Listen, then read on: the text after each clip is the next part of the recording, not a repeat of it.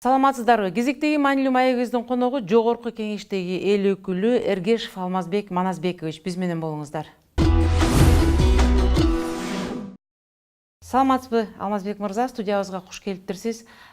Бул биздин маанилүү маектеги берүүбүздүн негизги темасы бүгүнкү өлкөдөгү саясий абалга баа берүү. Сиз эл өкүлү катары бүгүнкү биздин өлкөдөгү саясий абалга кандайча баа берет элеңиз? Саламатсызбы? Бүгүнкү күндө быйыл 2017 жыл биз үчүн бир өзгөчө жыл болот. Биз быйыл президентти шайлайбыз. Баардыгыбыздын эле тилегибиз ушул бийликти, биздин эң жогорку бийлик болгон бүгүнкү күндө президенттик бийликти ушу аман эзен закондуу түрдө шайлап өткөрүп алуу. Ушул саясий мероприятияны жакшы татык түрдө элдин наразы кылбастан өткөзүп алыш керек да. И татыктуу кишини шайлашыбыз керек. Бүгүнкү күндө саясий абалдын өйдө ылдыйлышы бул бир гана ошол президенттик шайлоонун өтүүсүнө себепкер болот десек да болот. Мындан келди сиздин оюңуз боюнча ошол президенттик шайлоону тынч мыйзам чегинде өткөрүп алуу менен бүгүнкү күндө биздин саясий абалдын туруктуулугу жөнүндө айтып өттүңүз да. Ушундай түшүнсөк болот. Туура. Негизи жаз мезгилинде бир аз толкундоолор болду. Буга чейинки 2 жолу революция болду. 5 жыл аралыгында 2005-2010 жылы бизди экономика, саясий эле абал эмес, элдердин көп аябай жабыр тартышты. Канчалаган жаш балдарыбыз, адамдарыбыз курман болушту. Андан сырткары биздин экономикабызды ар бир революция эч болбойт дегенде 10 жылдан аркага таштады да. Мына эми Кудай кааласа ушул 2010 жылкы уровенге экономикабыз кайтып чыгып, мына Кудай кааласа бүгүн жаңы мектептер салынып, жаңы бала бакчалар салынып, таза суулар кирип, жолдор асфальтталып, саясий абал, экономика абал бүгүнкү күндө тынч, жакшы болуп келатат деп ойлойм. Ошон үчүн биз ушул президенттик шайлоодо аман эсен мыйзам түрүнүн ченинде өткөрүп алабыз. Мындан келди өлкөдө бир будуң чаң салуу же болбосо кайрадан эле бир нааразычылыктар менен акцияларды уюштуруу бул биздин мамлекетке эч кандай жакшылык алып келбесине көзү жетти деген ойдо экенсиз да, коомчулуктун. Андан кийинки сурообуз, мына сиз жогорку кеңеште эл өкүлү болуп туруп, ар дайым ушу бир элдин көйгөйлүү маселесин же болбосо ошол элдин коомчулуктун оюнун чордонундагы бир маселелерди козгоп келесиз. Мунун бири жаратылыш кырсыгына байланыштуу биздин өлкөдө техникалардын абалы талапка жооп бербей тургандыгы жөнүндө маселе көтөрүп кеттиңиз эле. Ошол боюнча коомчулукка кененирээк айтып берсиңиз. Быйыл 2017 жыл негизи эле биз тоолуу, биздин 98 территориябыздын 98% тоо болгондугуна байланыштуу биз сейсмикалык коркунучтуу зонада жайгашканбыз да. Жылына эч болбойт дегенде бир топ жер титирөөлөр болот. Эми бир жерде катуураак болот, бир жерде аз өтө күчтүү болбойт. Ошондуктан биз өзгөчө кырдаал министрлиги дайыма техникалык жактан жана башка адистерди даярдоо жагынан баардык жагынан даяр туруш керек. Андан сырткары баягы биз 2016 жылдан 2017 жылга болгон кыш аябай катуу болду. Кар аябай калың болгондуктан эрте жаздан баштап эле бизди кар эрип, суу каптап, сел жүрүп атат да. Мына эң башында эле мына Көк Ар суусу Сузак районундагы Базар Оргондо суу каптады. Жээктерди алып, канчалаган үйлөрдү каптап, үйлөрдү алып кеткен жок. Бирок ошол үй адамдардын жашап аткан адамдардын үйлөрүнө, суунун жээгиндеги үйлөрүнө кирип, бир топ кыйынчылыктарды алып келди да. Ошол жерде техниканын жетишпегендиги бүгүн именно ошол өзгөчө кырдаал министрлигинин астында болгон техникалардын бар, бирок ошолордун бүгүнкү күнгө чарчап калгандыгын көрсөттү да. Техникалык абалы эскирип, бүгүн уже ошол техникаларды жаңылай турган мезгил келди. Мисалы эле ошондой эле бизге техникалык жактан ошол өзгөчө кырдаал министрлигине көп техникалар жетишпейт. Биздин мурда Ош шаарында, Жалал Абад шаарында, Таш көмүр шаарында өзгөчө кырдаал министрлигинин базалары бар болчу. Ошол жерде техникалар турчу. Мисалы Токтогул, Алаука, Чаткал, Аксы, Ноукен, ошол эле Таш көмүр шаарында, ошол эле райондордо кооптуу. Бул эми негизи эле Кыргызстан боюнча ушу жер титирөө деп айтпайын, эми сел, жер көчкү жана башкалардын көпчүлүгү бир 70% кооптуу зона именно Жалал Абад областында жайгашканда. Ошолордун Жалал Абад менен Таш көмүрдөгү техникалык базасы бар, бирок техникалардын баардыгын централдаштырабыз деп, бир жерге борбордоштурабыз деп ош калпаса берген да. Мисалы мен бир мисал келтирип кетейин. Бизде Аксы районунда сел жүрүп, баягы дамбаларды тазалайбыз деп сурансак, техниканы алып барып, жарым жолго барганда жүктөп бараткан машинеси бузулуп калды эле. Ошону кайтып Ошко келип, тендерге катышып, ошол заптак салып барганга чейин техника 4 күн жолдо туруп калды да. Ошон үчүн биз ошол Кубатбек Айылчевичке өзгөчө кырдаал министрлигине айтып, и премьер-министр парламентке отчетко келгенде суранып, именно мен өзүм сүйлөдүм. Ушул таш көмүрдөгү базаны техникалык жактан кайтып камсыз кылып, ошол жерге техникалар тура турган болуп, базаны кайтып иштетели, кайтып калыбына келтирели депчи. Андан сырткары Кыргызстан боюнча эле ушул өзгөчө кырдаал министрлигинин астында турган техникалар эскирип бүткөн да. Ошолор жаңылашыбыз керек. Биз айтып атабыз, ушул мен тем более бюджет комитетиндемин. Ошол жерге алып келиңиздер, биз өткөзүп берели, техникаларды жаңылайлы, биз кырсыкка дайым даяр турушубуз керек деп айтып атабыз. Андан кийин дагы бир көйгөйлүү маселе, сиз бул жөнүндө да жогорку кеңеште айтып өттүңүз эле, жанагы биздин балдарга берилүүчү жөлөк пулу боюнча. Ошол боюнча бир олуттуу маселе көтөрдүңүз эле, андан бери бир топ убакыт өтүптүр. Ошонун бир жыйынтыгы болдубу өкмөт тараптан? Бүгүн эми бүгүнкү күндө ошол баардыгын эле бизди кыйнап, начар кырдаал болуп аткандын себеби биздин бюджетибиздин тартыштыгы да.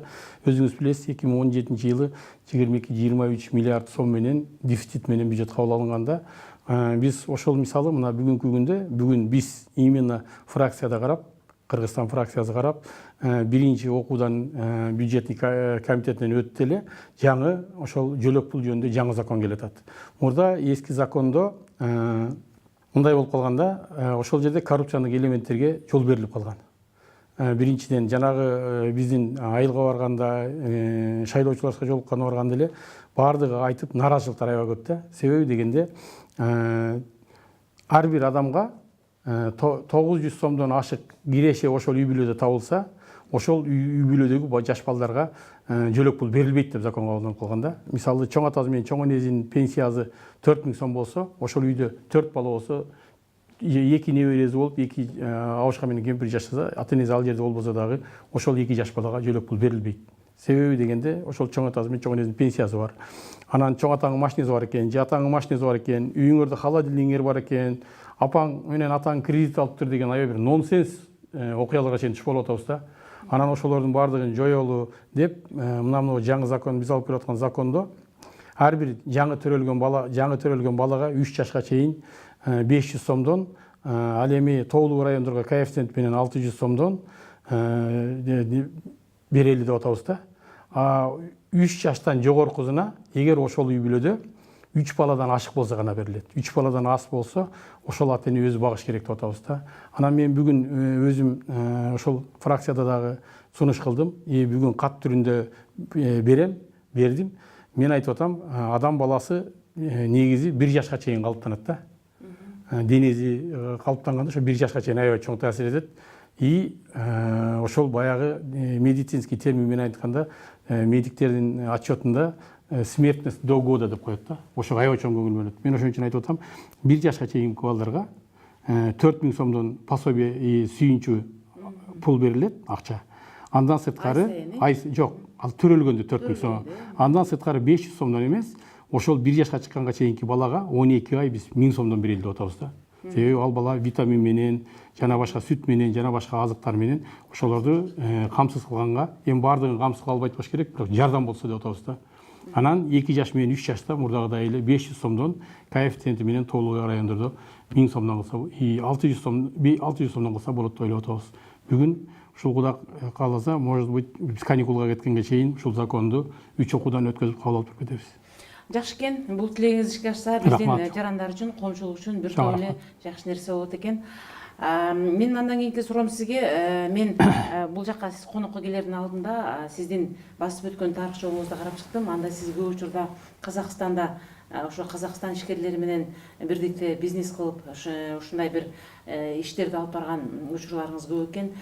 Кээ бир эл өкүлдөрү сыяктуу сиздин да бир учурда ошол казактын жараны деген бир эмеңиз чыгып калбайбы паспортуңузда же андай? Жок, мен эч качан Казакстандын жарандыгын алам деп ойлогон эмесмин. Алмак түгүл. Себеби дегенде мен ушу бир күн болбосо бир күн баары өзүмдүн өлкөмө келип ошол өзүмдүн өлкөмө кызмат кылам деп ойлочумун. Илгертен эле мурда жаш кезимден баштап эле мен болгону бир эле Казакстан эмес, Россияда да жүрдүм. Себеби дегенде мигрант болдук баардыгыбыз. Жашоо оордугунан ошол өзүбүздү, ата энебизге жардам берели, индилерибизге жардам берели, карындаштарыбызга жардам берели деп ошол Россия менен Казакстанда мигрант болуп жүрдүк.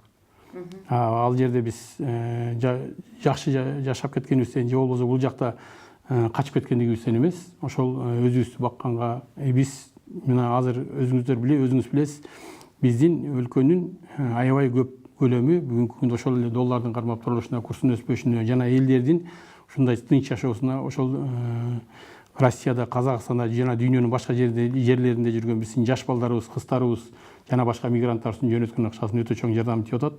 Былтыркыга салыштырмалуу быйылкы 3 айда, январь, февраль, март айында ровно 50% өсүптүр.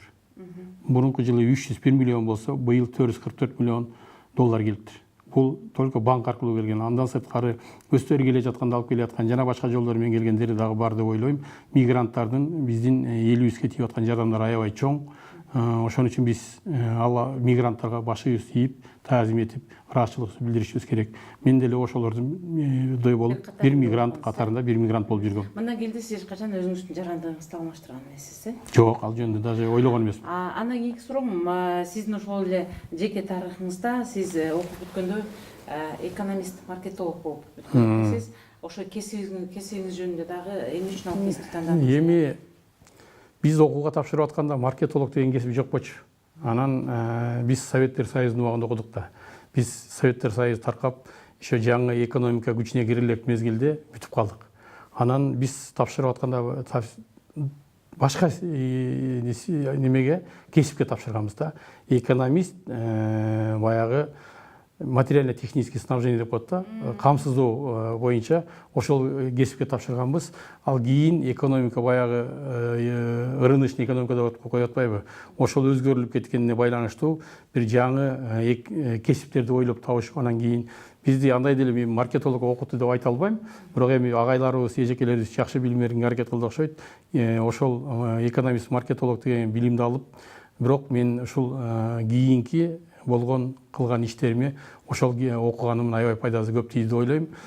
Биз жаңы продукцияларды чыгарып, эми маркетолог дегендин ушул жаңы продукцияларды чыгарып, буга чейинки чыгарып аткан продукцияларыңы ушул рынокто алдыга жылдырууда биз ошону жакшы колдондук деп ойлойм.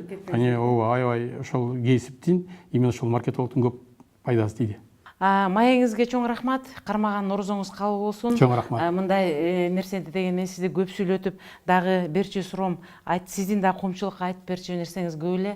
Менимче мына орозо бүткөндөн кийин же болбосо мындан ары да жогорку кеңеште сиз көтөргөн коомчулуктун, элдин көйгөйлөрүн коомчулукка сунуштоо сиз менен дагы жолугушуу болот деп ойлойм. Мындан аркы ишиңизге да ийгилик каалайм. Чоң рахмат. Чакырсаңыздар дайыма келип турабыз. Кылган ишибизди элге жеткирип турган сиздерге аябай чоң ыраазычылык билдиребиз. Ишиңиздер ийгиликтүү болсун, чыгармачылык ийгилик каалайм сизге.